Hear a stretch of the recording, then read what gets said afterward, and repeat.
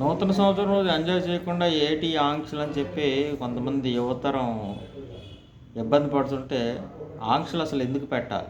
పెట్టడం అవసరమా కాదా? ఈ అంశం గురించి మనం మాట్లాడితే, ఆంక్షలు పెట్టకపోతే విర్రవీగిపోయి ఇష్టానుసారంగా ప్రవర్తిస్తే అది సంఘ విద్రోహంగా తయారవుతుంది.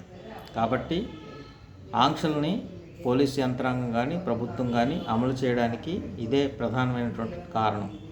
సాధారణంగా విచ్చలవిడిగా మనం ఎవరినైనా వదిలితే ఇష్టానుసారంగా ప్రవర్తించి వారు అనేక రకాలైనటువంటి సంఘటనలకు తావిస్తుంది. కాబట్టి పోలీస్ యంత్రాంగం చేతులు కాలాక ఆకులు పట్టుకునే మాదిరిగా కాకుండా ముందే ఇన్స్ట్రక్షన్స్ ఇచ్చి ఆ ప్రకారం నడుచుకోవాలి. నూతన సంవత్సర వేడుకల్లో ఎటువంటి అపశృతి దొరలకుండా ముందుకెళ్లాలనే సదుద్దేశంతోనే ఈ యొక్క ఆంక్షలను పెట్టారు.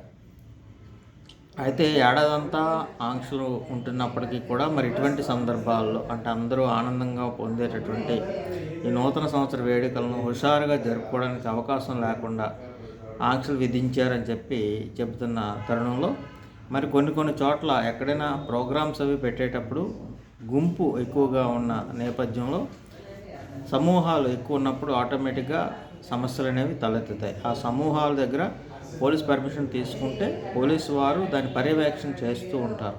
ఆ సందర్భంలోనే మరి ఇబ్బంది తలెత్తకుండా జాగ్రత్తలు వహించడానికి ఇటువంటి యాక్టివిటీస్ చేస్తుంటారు. అయితే పర్మిషన్స్ అనేది అందరికీ ఇవ్వాలి. దాదాపుగా ఇటువంటి యాక్టివిటీ చేసేటప్పుడు చిన్నైనా పెద్దయినా అందరికీ కూడా పర్మిషన్స్ ఇస్తే మాత్రం అందరూ హ్యాపీగా ఈ వేడుకలు జరుపుకోవడానికి అవకాశం ఉంటుంది. పర్మిషన్స్ కొంతమందికి ఇచ్చి కొంతమందికి ఇవ్వకపోతే మాత్రం కొంత బాధపడతారు, కలత చెందుతారు. కాబట్టి పోలీస్ యంత్రాంగం కానీ ప్రభుత్వం కానీ చిన్న యాక్టివిటీస్ సరదాగా అపార్ట్మెంట్లో చేసుకునేవారు, లేకపోతే ఆ ప్రాంతంలో ఆ గ్రామం కానీ లేదంటే ఆ చుట్టుపక్కల ప్రజలందరూ కలిపి చేసుకునే వేడుకలకు కానీ పర్మిషన్ అనేది సాధారణంగా వారు చేసుకున్నప్పుడు దానికి ఎటువంటి అబ్జెక్షన్స్ లేకుండా కొంచెం పర్యవేక్షణ చేస్తుండి ముందుకు తీసుకెళ్తే ఇటువంటి యాక్టివిటీస్ అన్నీ ఎంతో ఆనందంగా జరుగుతాయి. మరి ఈ విషయంలో పోలీస్ యంత్రాంగం కూడా చూసి చూడనట్టుగా కొన్ని సందర్భాల్లో వ్యవహరించాలి.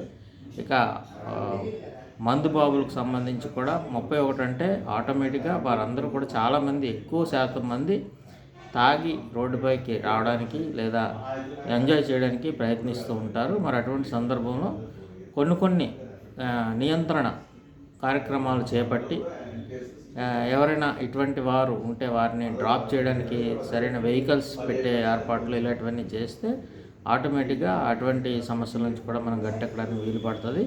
ముఖ్యంగా యువతరం ఇష్టానుసారంగా ప్రవర్తించకుండా మాత్రం ఇటువంటి కఠిన చర్యలు అనేవి అవసరమే. అయితే ఏంటంటే అవసరమైన వారికి అనవసరమైన వారికి అందరికీ కూడా పోలీస్ యంత్రాంగం అడ్డు చెబితే మాత్రం ఇబ్బందికర పరిస్థితులు తలెత్తాయి. దీన్ని దృష్టిలో పెట్టుకుని ముందుకెళ్తే ఆటోమేటిక్గా ఈ నూతన సంవత్సర వేడుకలు విజయవంతం అవుతాయి. మీ అందరికీ హ్యాపీ న్యూ ఇయర్. ధన్యవాదాలు. మీ సన్మూర్తి, సామాజిక విశ్లేషకులు. నమస్కారం.